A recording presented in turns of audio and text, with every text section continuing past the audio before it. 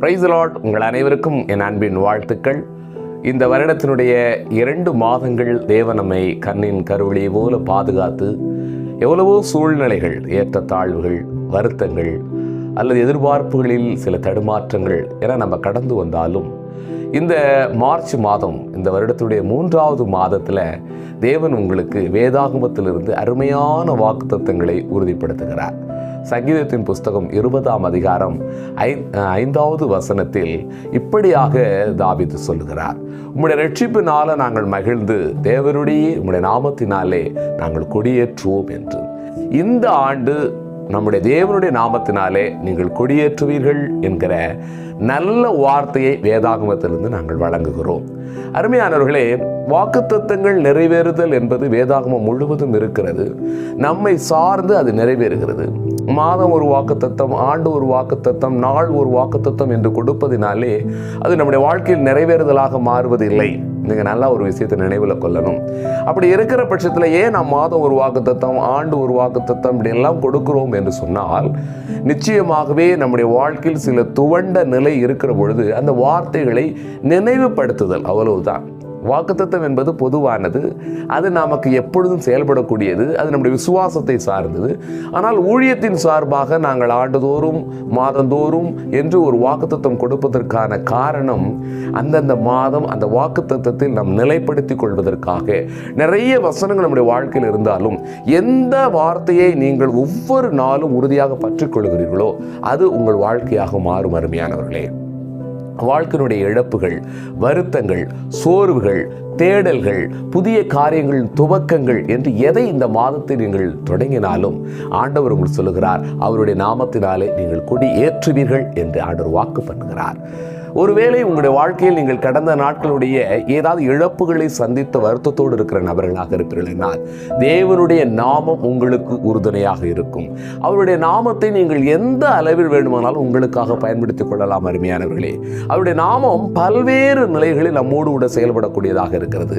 அவருடைய நாமம் பலத்த துருவம்னு சொல்லலாம், அவருடைய நாமம் அதிசயம் என்று சொல்லலாம், அவருடைய நாமம் எனக்கு தகப்பனாக இருக்கிறது என்று சொல்லலாம், அவருடைய நாமம் எனக்கு தாயாக இருக்கிறது என்று சொல்லலாம், அவருடைய நாமம் எனக்கு உடன்பிறப்புகளாக இருக்கிறது என்று சொல்லலாம்.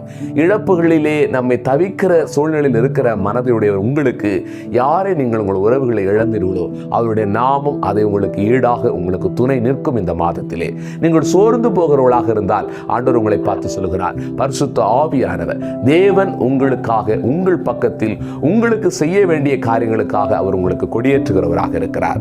ஒருவேளை என்னுடைய வாழ்க்கையில் இப்படிப்பட்டதான இந்த நிகழ்வு என்னை வருத்தத்துக்கு உட்படுத்தி விட்டதே, காலங்கள் இப்படியே போய்விடுமா என்கிற சோகத்தை நீங்கள் தூக்கி சுமக்கிறவர்களாக இருந்தால் இந்த மாதம் ஆண்டவர் உங்களுக்கு சொல்லுகிறார், உங்கள் வாழ்க்கையில் அவர் உங்களுக்கு ஒரு கொடியேற்ற போதுமானவராக இருக்கிறது. எப்பேற்பட்ட சூழ்நிலையில் மனிதர்கள் உங்களுக்கு எதிரடையாக நின்றாலும், வாய்க்க பெறாத நிலை என்கிற நிலையில் இருந்தாலும் அருமையானவர்களே, துவண்டு விடாதீர்கள். உங்களுக்காய் தேவன் வெற்றி கொடியை ஏந்துகிறவராக இருக்கிறார். உங்கள் பக்கம் அவர் நிற்கிறவராக இருக்கிறார். நீங்க அவர் எப்படி வேணுமோ, உங்களுக்கு அவர் எப்படி தேவைப்படுகிறாரோ அப்படிப்பட்ட நாமத்தில் இந்த மாதம் நீங்கள் அழைத்து நீங்கள் வெற்றியை பெற்றுக் கொள்ளுங்கள் என்று ஆண்டவராக இயேசு நாமத்தினாலே உங்களை அன்பாக கேட்டுக்கிறேன். எந்த சப்போர்ட் உங்களுக்கு வேண்டுமோ அந்த நாமத்தை நீங்க யூஸ் பண்ணுங்க. அந்த நாமத்தினாலே அவர் உங்களுக்கு துணை நிற்பார். உங்களுக்கு பாதுகாப்பு வேண்டும்னா பாதுகாப்புகிற உங்களை என்கிற நாமத்தை நீங்கள் பயன்படுத்திக் கொள்ளுங்கள். உங்களுக்கு மருத்துவ ரீதியில் நீங்க பலவீனப்பட்டு கொண்டே இருப்பீங்கன்னா இந்த மாதத்துல என் பரிகாரி இயேசு கிறிஸ்து என்கிற நாமத்தை நீங்கள் பயன்படுத்துங்கள். ஏதாவது காரியங்களை சக்சஸ் செய்யணும், தொடங்கணுங்கிற நிலையில் இருப்பீங்கன்னா உங்களுக்காய் அவர் ஜெயக்கொடியாய், ஜெயம் கொடுக்கிறவராய் முன் செல்கிறவராக இருக்கிறது. அருமையானவர்களே, இந்த மாதம் நிச்சயமாய் கர்த்தர் உங்கள் பட்சத்தில் இருப்பார். அந்த 20ஆம் சங்கீதத்தை நீங்கள் வாசித்து பார்ப்பீர்களானால் அவர் உங்கள் மன விருப்பத்தின்படி செய்வாராம். யாருக்கு?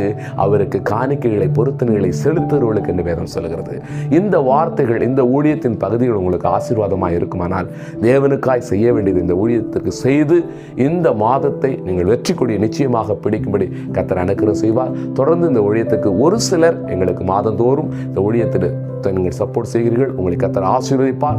நிச்சயமாகவே கர்த்தர் உங்கள் பக்கத்தில் வெற்றியாய் துணை நிற்பார். நம் தலைகளை தாழ்த்துவோம், ஜெபிக்கலாம். நல்ல தகப்பனே, ஆசீர்வதிக்கப்பட்ட இந்த வருடத்தினுடைய 3வது மாதத்திற்காக நாங்கள் நன்றி செலுத்துகிறோம்.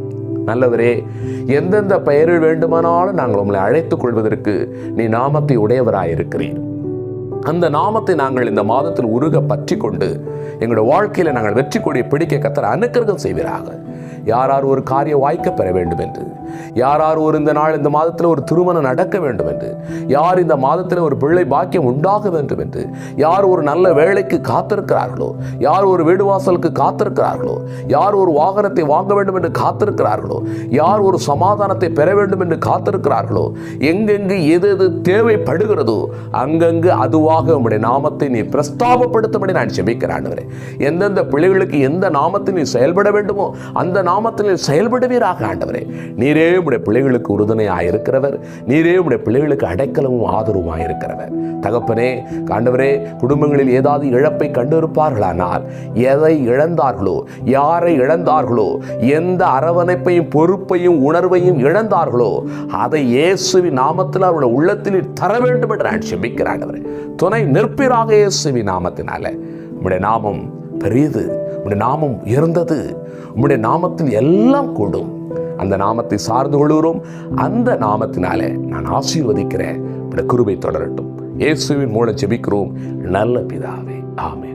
தேங்க்யூ. கர்த்தர் உங்களை ஆசீர்வதிப்பார். தொடர்ந்து இந்த ஊழியத்தின் மேலே யாரெல்லாம் கரிசனையாக இருக்கீங்களோ உங்களுக்காக நாங்கள் எப்பொழுதும் ஜெபிக்கிறோம். தொடர்ந்து ஒரு பங்காளராக இணைந்து உங்களுடைய தனிப்பட்ட விண்ணப்பங்களை எங்களுக்கு தெரியப்படுத்துங்கள். உங்களுக்காக ஜெபிக்கிறோம். கர்த்தர் பெரிய காரியத்தை செய்வார். தேங்க்யூ. God bless you.